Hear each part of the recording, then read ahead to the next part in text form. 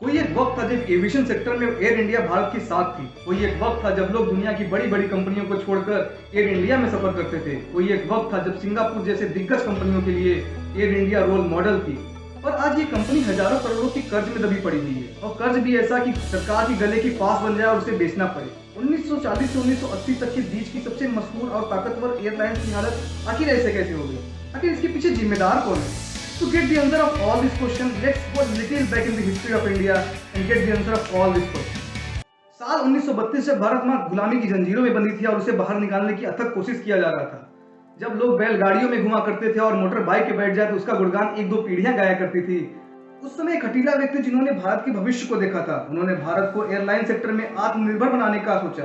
वो इतने दूरदर्शी थे कि जब भारत में कायदे की रोड भी नहीं थी, तब 1932 में उन्होंने टाटा एयर मेल की स्थापना किया। इसका बाद में नाम बदलकर एयर इंडिया कर दिया गया। जे.आर.डी. टाटा भारत के पहले सिविल पायलट थे। कंपनी की शुरुआत 2 लाख की कर्ज से हुई।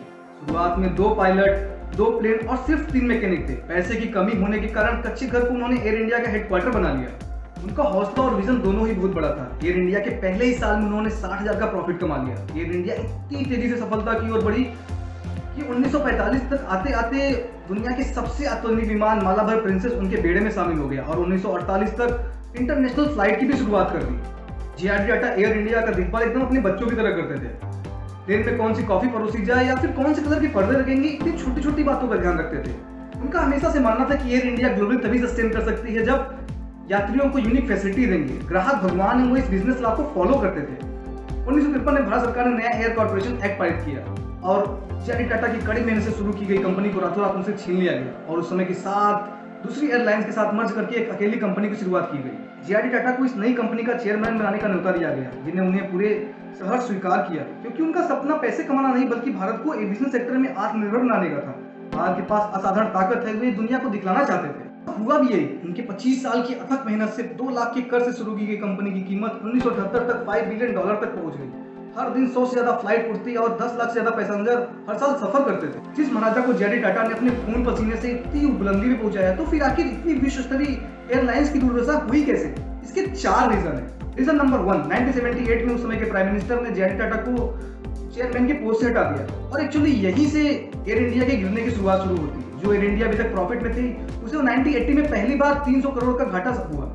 रीजन नंबर 2, 1994 में नया एयर कॉर्पोरेशन एक्ट पारित किया गया, जिसमें आप प्राइवेट प्लेयर भी अपनी एयरलाइंस कंपनियां शुरू कर सकते थे। कंपटीशन काफी बढ़ गया और चीजें काफी तेजी से बदलने लगी, पर एयर इंडिया के ऑफिसर इस बदलाव के लिए तैयार नहीं थे। गवर्नमेंट जॉब का यह फायदा होता है कि आपको जॉब सिक्योरिटी मिलती है, पर कई बार यही सिक्योरिटी आपकी कंपनी को डुबाने का काम भी करती है। जो एयर इंडिया के स्टाफ यात्रियों की छोटी छोटी चीजों का ध्यान रखते थे, आज उन नेताओं के चापलूसी में लगे थे, क्योंकि प्रमोशन का रास्ता वहीं से जाता है। ये मैं नहीं बोल रहा, ये फैक्ट्स बोल रहे हैं। 2010 में एयर इंडिया के फ्लाइट्स को 12 घंटे सिर्फ इसलिए रोका गया क्योंकि उस समय के एविएशन मंत्री प्रफुल्ल पटेल की बेटी को आईपीएल देखने के लिए दूसरे सिटी जाना था।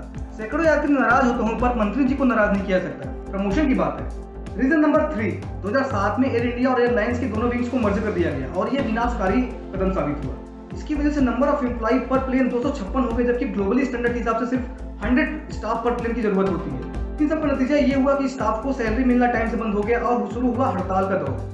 रीजन नंबर 4, 2007-8 में जब एयर इंडिया का सालाना घाटा 5500 करोड़ के आसपास था, तब ऐसा कदम उठाया गया जो कि एयर इंडिया के लिए डिजास्टर साबित हुआ। चूंकि नेताओं और उनके परिवारों को पुराने प्लेन में घूमने में दिक्कत आ रही थी, तो 67,000 करोड़ की भारी भरकम रकम से 111 प्लेन का ऑर्डर दिया गया, जिसमें हर नियम को ताक पर रखा गया और यहाँ से एयर इंडिया को बचाने की जो कुछ भी उम्मीद थी वो खत्म हो गई। तो क्या लगता है, फिर से टाटा एयर इंडिया को वो महाराजा वाला दर्जा वापस करा पाएगी? कोरोना के टाइम पे चैलेंजेस और भी बहुत ज्यादा है। 4 ऐसे फैक्ट जो कि सपोर्ट करते हैं कि टाटा एयर इंडिया को फिर से महाराजा वाला दर्जा वापस कराएगा। एयर इंडिया को फिर से पटरी पर लाना कोई आसान काम नहीं है, उनके सामने बहुत सारे चैलेंजेस का पहाड़ है, पर टाटा का इतिहास करता है कि एयर इंडिया फिर से सरताज बनेगी।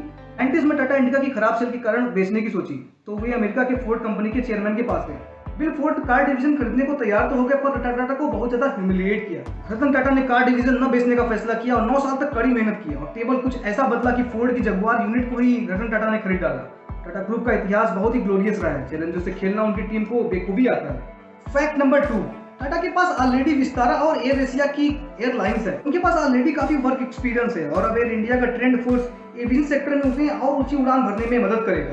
फैक्ट नंबर 3, एयर इंडिया के भारत आने के बाद टाटा को बिना ज्यादा माथापच्ची किए भारत में 1800 पार्किंग और लैंडिंग स्लॉट मिल जाएंगे और विदेशों में 900 से ज्यादा पार्किंग एरिया हासिल हो जाएगा। फैक्ट नंबर 4, एयर इंडिया के पास पहले से ही अलग अलग मॉडल के प्लेन रखने और विदेशों में फेवरेट डेस्टिनेशन का राइट हासिल है, जो कि अब टाटा के का हो जाएगा, जिससे अब वो अपने बिजनेस को और भी अच्छे से फैला सकेंगे। और सवाल ये उठता है कि एयर इंडिया के बिकने से आपको और इंडिया के कॉमन सिटीजन को क्या फर्क पड़ता है। अगस्त 2021 तक एयर इंडिया पे 60,000 करोड़ का कर्ज हो चुका था। हर दिन 20 करोड़ रुपए गवर्नमेंट को दिए जाते थे जिससे एयर इंडिया चल सके। टाटा न सिर्फ इनमें से कुछ कर्ज भरने में सरकार की मदद करेगी, बल्कि एयर इंडिया को फिर से वो पुरानी गद्दी दिलाने में पूरी कोशिश करेगी।